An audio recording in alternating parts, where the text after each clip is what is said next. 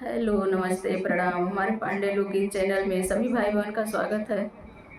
मैं एक देवी सोहर की सुनाने चल रही हूँ। कैसा लगेगा आप लोग कमेंट करके लाइक करके बताइएगा और बताइएगा कैसा लगा।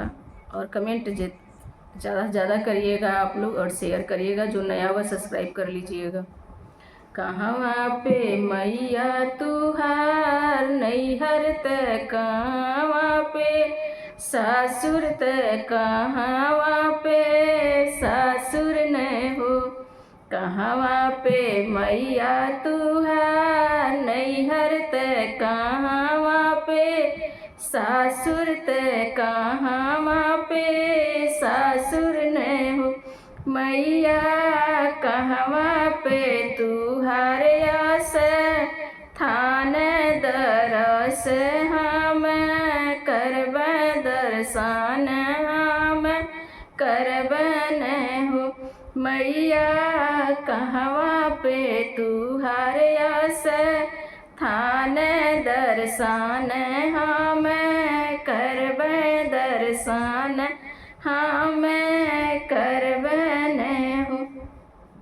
गोकुला में हमार नैहर त मथुरा में सासुर त मथुरा में सासुर न हो। बेटी विंध्याचल में हमार आस थान दरस करे आवहु दर्शन करे आवहु। बेटी विंध्याचल में मोरे आस थान दर्शन करे आवहु दर्शन करे आवहु। किया तुहर सासु दुख दिहली किया नैहर दुर्बस किया नैहर दुर्बस हो। किया तुहर सासु दुख दिहली किया नैहर दुर्बस किया नैहर दुर्बस हो। बेटी किया तुहर पिया पर देसवा दर्शन तू करबू दर्शन तू करबू न हो। बेटी किया तुहर पिया पर देसवा दर्शन तू करबू दर्शन तू करबू न हो। नहीं मोरे सास ससुर दुख नाही नैहर दुर्बस नाही नैहर दुर्बस हो। नहीं मोरे सास ससुर दुख नाही नैहर दुर्बस नाही नैहर दुर्बस हो। मैया नहीं पिया मोरे पर देसवा लालन दुख रोइला लालन दुख रोइला हूँ। मैया नहीं मोरे पिया पर देसवा लालन दुख रोइला लालन दुख रोइला हूँ।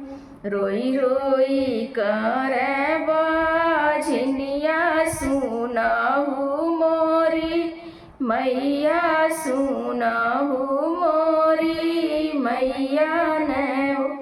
रोई रोई कहे बाझनिया सुनहु मोरी मैया सुनहु मोरी मैया न हो। मैया सुन बाट गोदिया हमार लालन दुख रोइला लालन दुख रोइला हूँ। मैया सुन बाट गोदिया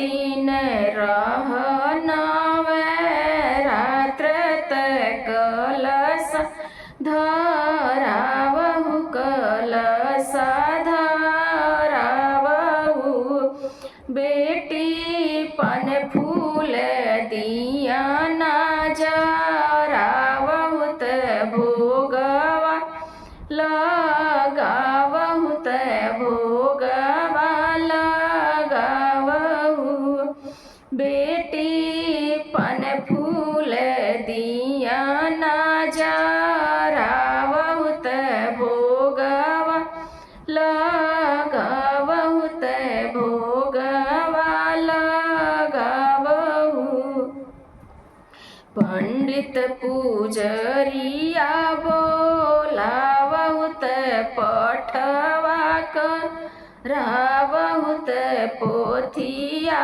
विचारहु न बेटी कन्या पूजन करावहु निहुरी पैया लागहु निहुरी पैया लागहु बेटी कन्या पूजन करवावहु निहुरी पैया लागहु निहुरी पैया लागहु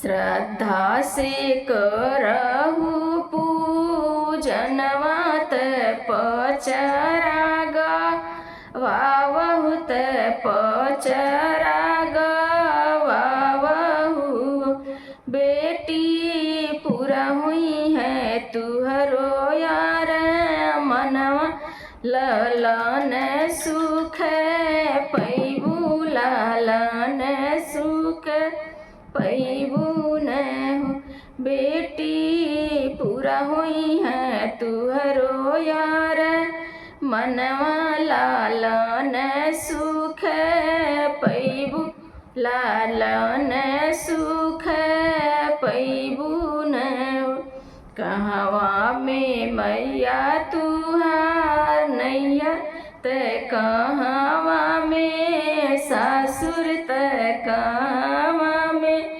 सासुर हो मैया कहवा पे तुहार आस थान दर्शनवा हम करब दर्शनवा हम